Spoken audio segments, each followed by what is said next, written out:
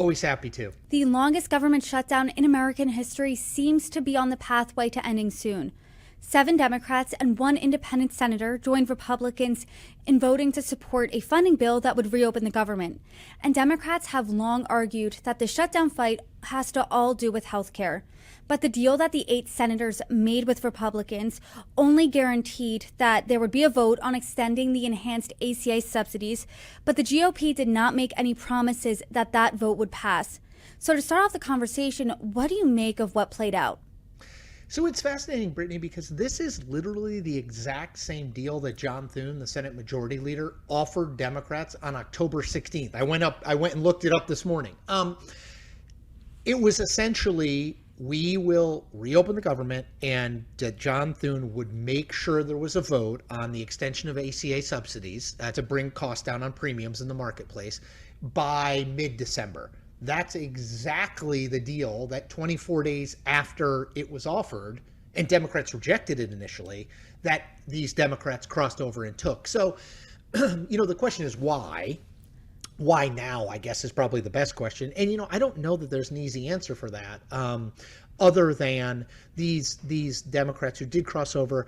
2 of them are retiring in 2026, and the rest of them are up for re-election in 2028 or 2030. The Democratic base is very angry about this, right? It comes 6 days after a very good election for Democrats. And I would guess that, some combination of plane cancellations and delays, SNAP benefits not getting to people, to 42 million people, federal workers not being paid for 40 days. You add it all up and it got to be too much. I think the question why now is really important, especially because Democrats had a really good week last week. They were riding high, even though a lot of those wins were happening in blue states, and they were going with everything that the polls suggested. I mean, the win was in Democrat sales, and with strategists I've talked to, they said, hey, Democrats have more of the negotiating power because it seems like the public, according to these results and public sentiment in polls, the public is on their side when it comes to this shutdown. More of the public blames Trump and blames Republicans for this shutdown. So why now agree to a deal that was offered on October 16th? I think is the really good question. I don't know. I mean, I will admit, I find it baffling, candidly. Like it doesn't. Here's the problem for Democrats, I think, Brittany, from a political perspective.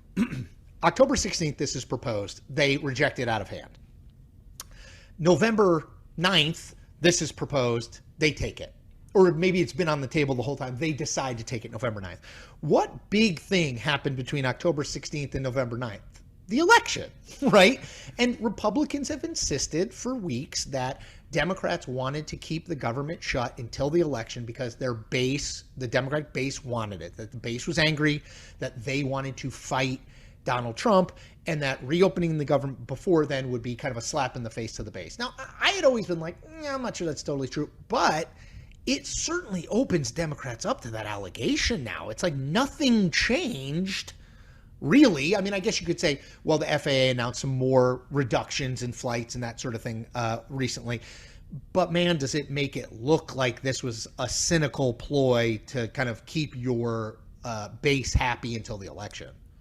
And if I'm a Democrat voter who relies on SNAP benefits and I haven't got my full SNAP benefits yet, or if I'm a Democratic voter who's a federal worker who was furloughed, hasn't received a paycheck, I'm kind of wondering what this all was for, because I was promised, hey, my premiums will go down. That's not the case either. Now there's just the vote. And this deal, as you said, was on the table for weeks. I want to read some headlines that if you just Googled anything to the effect of what happened last night on that vote, these are some of the headlines that pop up. Democrats fume over deal to end government shutdown. Senate Democrats cave. There's an op-ed entitled, What Were Democrats Thinking? And then Dems reward the hostage taker. A, do you think this is fair? Because it's only a slim amount of Democrats who did this. Yeah. And so you think it's fair. Okay, tell us why.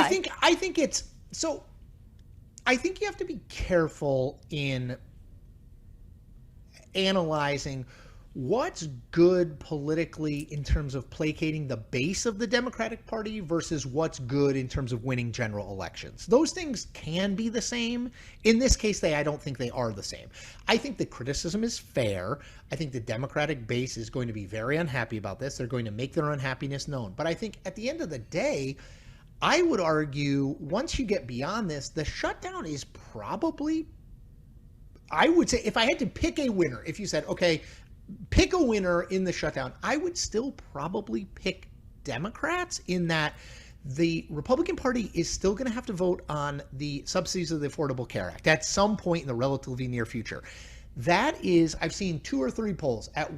In one poll, it was at 71% approval, the subsidies, and in another poll, it was at 77%. The point is, it's very popular. So Republicans are going to have to decide in an election year or about to be an election year, are they going to be on the wrong side of 70+% of the public on the subsidies? So you're still going to get that vote. And I would say Donald Trump's approval numbers have sunk during the shutdown. I think Mike Johnson leaving the House out, Speaker of the House leaving the House out since September 19th, they haven't voted, hurts him. So I would say net, it's still going to be good for Democrats. I do think the left is going to be very unhappy with it, and that may color how the story plays out to the public. And again, I just return to my basic point. I just don't understand. 16 days in, they could have taken into the shutdown. They could have taken this exact same deal. So you better find a very good reason, if you're a Democrat, one of these 8 Democrats who signed on to the deal, or 7 Democrats and Angus King, who's an independent who caucuses with Democrats. Why now? Why did we wait till the 40th day when we could have had this deal on the 16th day? And Senator